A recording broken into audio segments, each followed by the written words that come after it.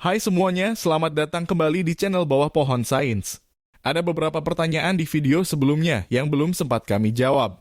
Beberapa pertanyaan tersebut diantaranya adalah apakah kita bisa menerapkan konsep quantum tunneling ini dalam kehidupan sehari-hari? Apakah terdapat peluang bagi manusia untuk berjalan menembus dinding tanpa merusaknya? Bukankah kita semua terbuat dari partikel-partikel terkecil seperti elektron? Harusnya apa yang terjadi dalam dunia partikel bisa juga terjadi di dunia kita. Well, kita akan jawab pertanyaan tersebut dengan penjelasan yang lebih teknis dan melibatkan sedikit matematis.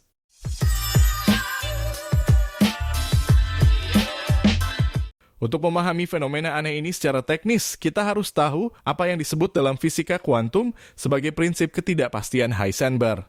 Pada dasarnya, prinsip ini menyatakan bahwa kita tidak bisa 100% mengetahui lokasi atau keberadaan dari elektron secara pasti. Yang bisa kita ketahui hanyalah kemungkinan atau probabilitas dari keberadaannya. Probabilitas keberadaan partikel ini bisa kita ketahui dengan menggunakan persamaan gelombang yang diperkenalkan oleh Erwin Schrödinger. Persamaan Schrödinger ini kelihatannya seperti menyeramkan bagi sebagian orang, namun arti dari persamaan ini begitu sederhana, yakni kombinasi antara energi kinetik dan energi potensial menghasilkan energi total. Jadi sebenarnya ini adalah persamaan konservasi energi dengan tambahan fungsi gelombang pada setiap bagian persamaan tersebut. Fungsi gelombang ini bisa bernilai positif maupun negatif. Namun kuadrat dari fungsi gelombang selalu bernilai positif. Kuadrat dari fungsi gelombang ini menyatakan probabilitas dalam menemukan partikel di lokasi tertentu. Sekarang kita akan coba tinjau contoh kasus untuk partikel di dalam sebuah kotak. Kita anggap ketebalan dari dinding kotak maupun ketinggiannya tidak tak terhingga atau terbatas. Dalam bahasa yang lebih teknis, kita sebut partikel berada dalam finite potential well. Dengan menggunakan persamaan Schrödinger, kita bisa mengetahui fungsi gelombang partikel dalam kotak, yakni seperti berikut ini. Di mana L adalah sebagai berikut. M merupakan massa, E adalah energi total, C adalah amplitudo, dan X merupakan lokasi dari partikel. Selanjutnya, kita juga bisa mencari fungsi gelombang di dalam dinding kotak yang berperan sebagai penghalang. Adapun fungsi gelombang di dalam kotak mengambil bentuk seperti berikut ini, di mana V0 merupakan energi potensial. Secara matematis, kita bisa melihat bahwa fungsi gelombang di dalam dinding kotak semakin mengecil. Atau dalam bahasa fisika, kita sebut fungsi gelombang meluruh atau decay secara eksponensial.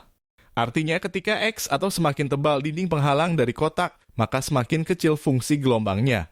Namun perlu diingat bahwa, untuk kasus partikel di dalam finite potential well ini, fungsi gelombang dari partikel tidak pernah sama dengan 0. Artinya, partikel bisa saja berada di luar dinding kotak. Oleh karena itu, kita juga bisa mencari fungsi gelombang di luar kotak, yang mana hasilnya seperti berikut ini. Dari sini kita bisa lihat bahwa fungsi gelombang di luar kotak sangat mirip dengan fungsi gelombang di dalam kotak. Yang membedakan keduanya hanyalah amplitudonya. Fungsi gelombang di luar kotak memiliki amplitudo yang jauh lebih kecil dibanding amplitudo fungsi gelombang di dalam kotak. Amplitudo menunjukkan tingkat probabilitas dari partikel di titik tertentu. Jadi semakin kecil amplitudo dari fungsi gelombang pada suatu titik, kemungkinan partikel berada di lokasi atau titik tersebut juga sangat kecil. Seperti yang kita ketahui bahwa kuadrat dari fungsi gelombang merepresentasikan probabilitas dalam menemukan partikel. Jadi selama fungsi gelombang dari partikelnya tidak sama dengan 0 di titik tertentu, maka masih terdapat kemungkinan untuk menemukan partikel di area tersebut. Inilah yang disebut sebagai quantum tunneling, yang menunjukkan probabilitas dalam menemukan partikel di lokasi tertentu. Lalu pertanyaannya adalah apakah persamaan matematis ini juga berlaku untuk objek makroskopik seperti bola ataupun kita sebagai manusia? Jika kalian perhatikan fungsi-fungsi gelombang ini, mereka bergantung pada beberapa faktor, yakni ketebalan dari dinding, ketinggian dari dinding penghalang atau energi potensial, kemudian massa dari partikelnya. Karena massa bola dan massa tubuh kita begitu besar dan ketebalan dari dinding penghalang untuk objek mikroskopis juga begitu besar, maka nilai dari fungsi gelombang juga sangat-sangat kecil.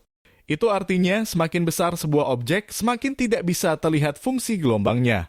Jadi seberapa besar peluang kita untuk bisa berjalan menembus dinding penghalang? Jawabannya, secara matematis maupun fisis, peluang kita berjalan menembus dinding penghalang sangat-sangat kecil. Meskipun demikian, fungsi gelombang tetap menunjukkan bahwa probabilitas kita berjalan menembus dinding penghalang tidak sama dengan 0. Semakin tipis dan pendek sebuah penghalang dan semakin ringan sebuah objek seperti partikel, maka peluangnya sangat besar untuk bisa bergerak menembus penghalang.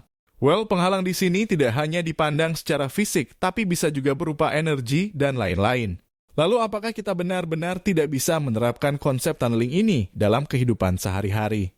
Adakah aspek filosofis yang bisa kita pelajari dari fenomena ini? Stay tune karena kita akan bahas di video berikutnya. Seperti biasa, jika Anda merasa video ini informatif, silakan berikan komentar kalian.